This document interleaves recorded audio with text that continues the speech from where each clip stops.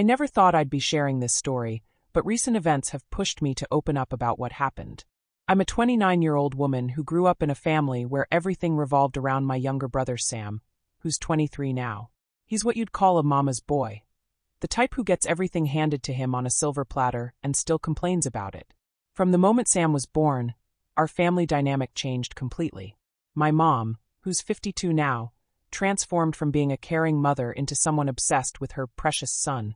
My dad, also 52, still showed me some affection, but he never stood up to my mom when it came to how differently we were treated. He was always too afraid to rock the boat.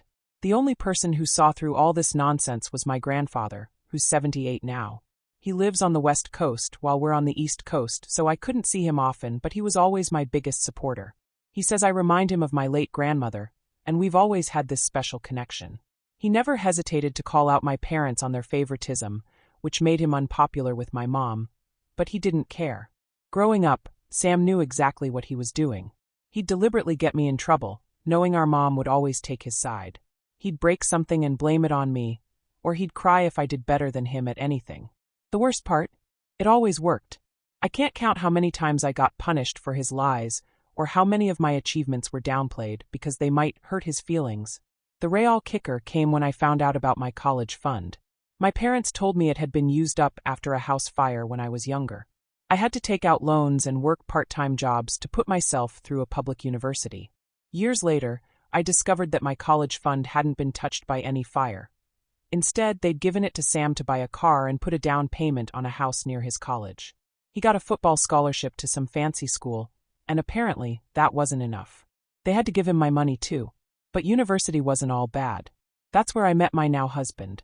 He started as my best friend, someone who actually saw me for who I was, not as someone's sister or daughter. We grew closer over the years, and he became my safe harbor from all the family drama. Both of us worked hard and built successful careers in our fields. When he proposed last year, it felt like everything was finally falling into place. We're both private people, so we didn't make a big deal about it on social media. When I told my parents about the engagement, they barely acknowledged it with a dismissive, "That's nice," before changing the subject to Sam's latest accomplishments. We planned a simple but elegant wedding. My husband-to-be encouraged me to invite my parents and Sam, even though I was hesitant.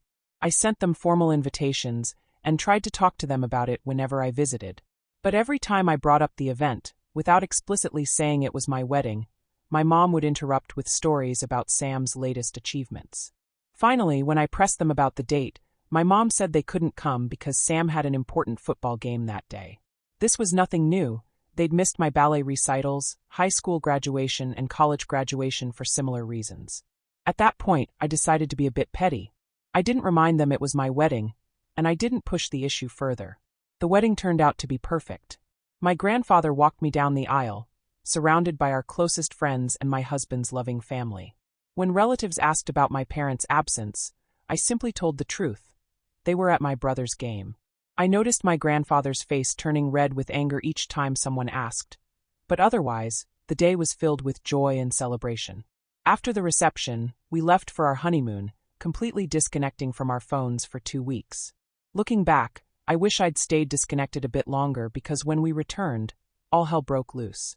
My phone was flooded with notifications before I could even unlock it.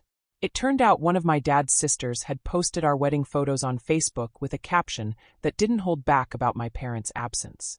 The post spread like wildfire in our small suburban community, and suddenly my parents were facing public scrutiny for their behavior.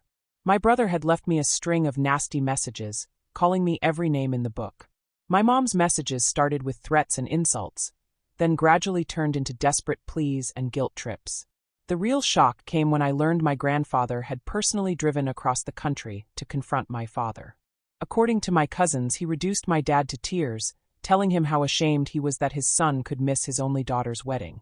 This seemed to be the wake-up call my father needed because he finally stood up to my mom, threatening divorce unless she made things right with me. My relatives from my dad's side, even those who couldn't make it to the wedding, started reaching out. They all apologized, saying they had no idea how bad things were at home. I couldn't blame them, they lived far away, and I'd learned to keep quiet about the worst parts of my home life. But my mom's sisters and their friends took a different approach. They started attacking me for not properly informing my mom about the wedding, claiming she was heartbroken about missing it. The truth is, I did tell them about the wedding. I sent formal invitations and followed up with text messages. I talked about wedding planning in front of my mom multiple times, but she always tuned me out or changed the subject. Every time I tried to bring up any celebration about my life, I was told not to be difficult because other things were more important. My best friends Rachel and Sarah have been urging me to stand my ground. They've seen firsthand how my family's treatment has affected me over the years. My husband has been my rock through all of this, helping me sort through my feelings and supporting whatever decision I make.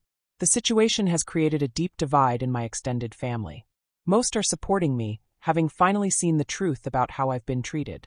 But my mom's sisters are determined to make me the villain, and my maternal grandparents keep insisting I should forgive my mom now that she's trying to make amends, though her idea of making amends seems to be sending manipulative messages about how much I've hurt her. After taking some time to process everything with my husband, I agreed to meet my parents and Sam at a local park. My dad's siblings came along to keep things civil.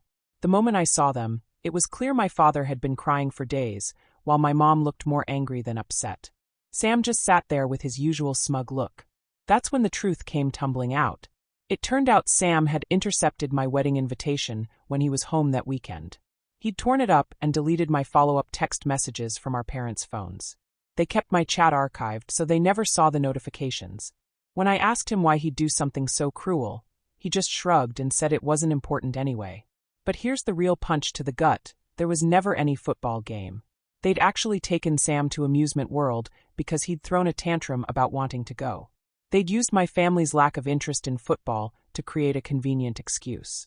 Finding out they'd chosen my brother's childish whim over my wedding day was the last straw. I lost it right there in the park. Years of pent-up anger came pouring out.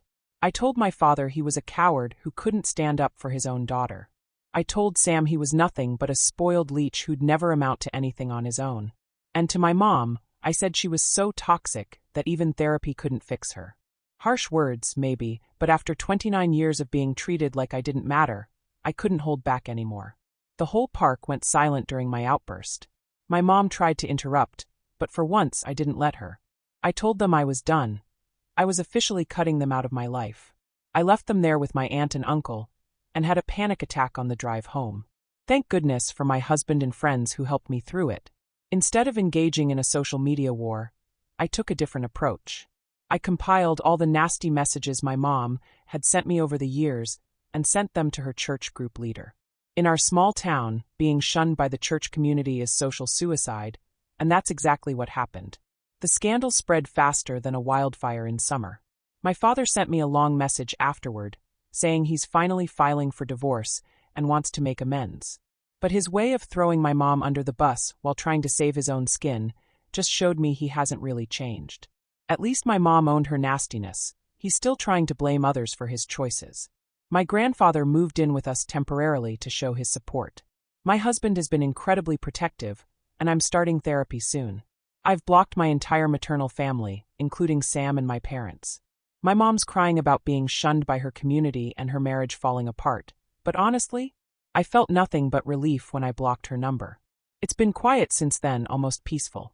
Sometimes I wonder if I was too harsh, but then I remember all the years of being treated like I didn't matter, of having my accomplishments dismissed, of being gaslit and manipulated. I'm done feeling guilty for finally standing up for myself. This isn't the ending I would have chosen for my family story, but maybe it's the one I needed. I'm learning that sometimes the family you choose, the friends who stand by you, the partner who supports you, the grandfather who drives across the country to defend you, is more valuable than the family you're born into. For the first time in my life, I feel like I can breathe freely, and that's worth more than any relationship built on lies and manipulation. Thank you for watching. If you enjoyed this story, please hit that subscribe button to help us reach our goal of 1,000 subscribers. Don't forget to give it a thumbs up and share it with friends or family who might enjoy it too. Your support means a lot. And if you have any thoughts, questions, or story ideas, drop them in the comments below. I'd love to hear from you. See you in the next story.